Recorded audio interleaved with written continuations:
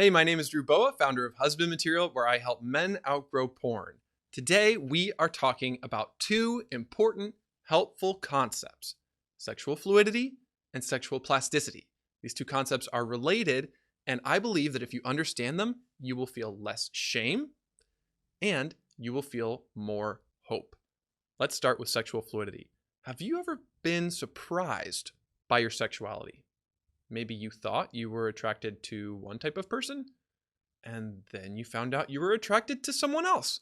Or maybe you thought that there was one particular type of porn that you had a problem with, and then you realize, oh my gosh, actually, there's a much wider variety in what I'm attracted to than I thought.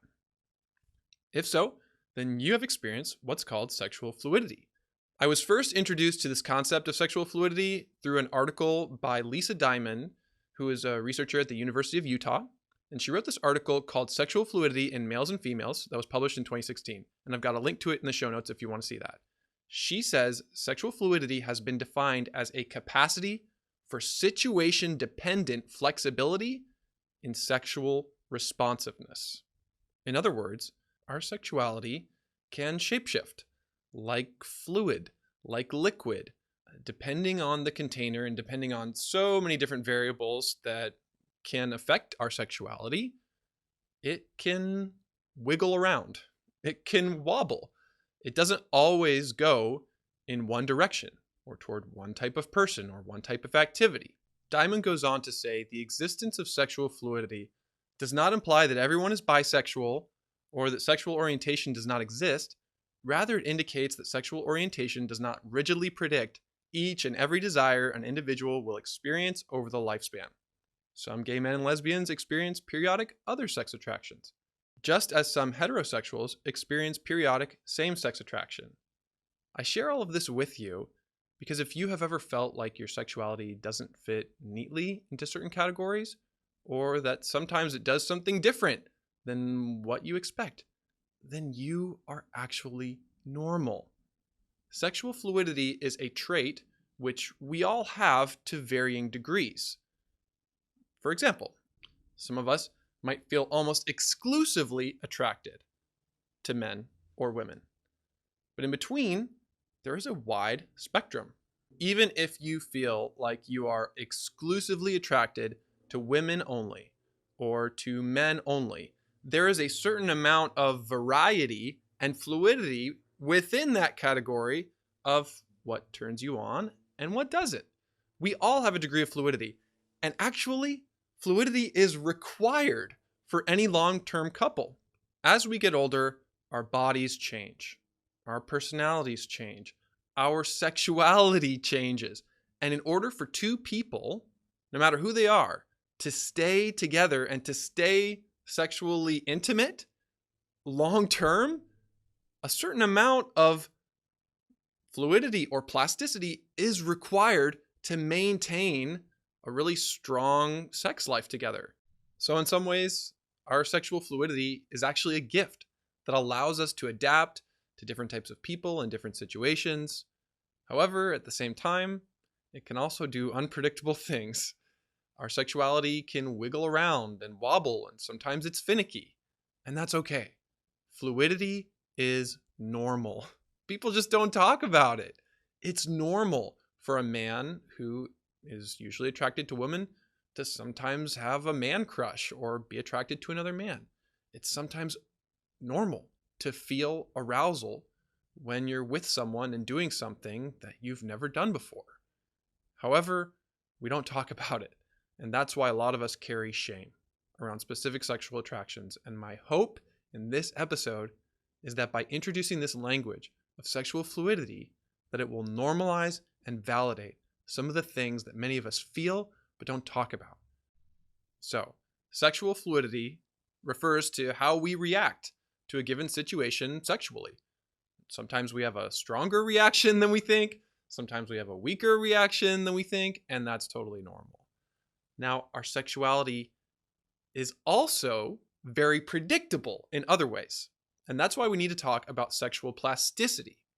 If fluidity refers to our sexuality as if it's a liquid that takes the shape of its container, plasticity refers to it like a piece of clay or silly putty or Play-Doh that can be formed and shaped. And it's really a subset of the larger category of neuroplasticity. Neuroplasticity refers to how pathways in the brain are formed and reinforced through repetition. And the same is true for the sexual pathways. At the recent Porn Free Man conference, Dr. Jake Porter presented all about neuroplasticity, which was amazing. And he quoted Dr. Donald Hebb saying, "Neurons that fire together, wire together. When a pathway in our brain is activated, it becomes bigger, takes up more space. It becomes faster, more efficient, more automatic. And this process is called myelination. Unfortunately, porn has capitalized on our sexual plasticity. And through repeated actions over and over again, and the associations created in our brains, porn can take up a lot of space.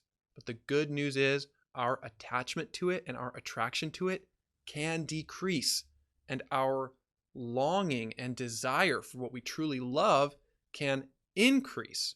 Not just overnight, and it can't just simply disappear. But here's what I'm saying.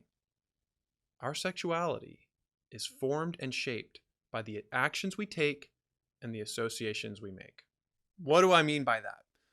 Well, if you have an attachment to porn, then it holds a positive association for you. And as Jake Porter pointed out, we often not only have an attachment to the fantasy and to the feeling of orgasm, but also to the feeling of self-condemnation that comes after returning to our unwanted behavior. And that's because there's a dopamine spike. When our negative beliefs about ourselves are confirmed and we think to ourselves, I really am worthless. I really can't do this. There really is no hope for me. The brain interprets that as learning, which creates a positive association. So if you want to decrease your positive association with porn, one of the best things you can do is to stop condemning yourself and to stop spending so much energy beating yourself up. Self-acceptance can decrease our positive association with porn, and we can also create a negative association with porn. As Dr. Doug Carpenter has shared, when he realized that his particular porn preference was a reenactment of his sexual abuse, it took on what he calls the yuck factor. He realized, oh, I don't want to be doing that. I don't want to go back there. That type of porn lost a lot of its appeal and took on an association of disgust and evil. And as a result, it's so much easier to outgrow porn when you can develop that kind of negative association with it. And along with that, it's really important to develop a positive association with the actions that lead to healing and growth. Let me give you an illustration of this. Let's pretend that I'm a student learning math and I'm doing my homework every day after school, learning algebra. If I do it every day after school, yeah, I'm going to learn algebra, but I'm also going to learn that I hate algebra if I don't enjoy it. So when that class is over, you can guarantee that I'm probably going to forget what I learned. However, if I learn to love the journey, if I learn to love the actions and the habits that are helping me learn, then man, you have a math student for life at that point. And I think that's one of the things that we need to remember on this journey to lasting freedom. If you are putting in the work every single day, repeating the actions that you know are going to lead to your healing, are you enjoying it? Is it actually fun for you? Or is it rewarding, even if it's not fun, even if it's painful? Is it doing something for you?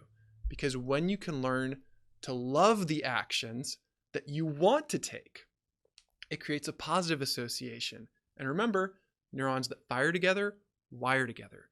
So we really do have a degree of influence over what arouses us and what appeals to us. And it not only depends on our actions, it depends on our associations. So how can you decrease the positive associations with porn, maybe increase the negative associations with it? And how can you increase the positive associations with recovery? The good news is that through healing experiences, healthy relationships, and habits that we really love and enjoy and repeat, we can shape and form our brains.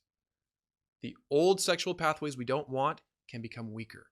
The new sexual pathways we are building can become stronger. And when that happens, man, outgrowing porn gets a lot easier. As you continue on your journey, I hope the concept of sexual fluidity will give you less shame and more self-compassion. And I hope the concept of sexual plasticity will give you less despair and more hope. Always remember, my friend, you are God's beloved son, and in you he is well pleased.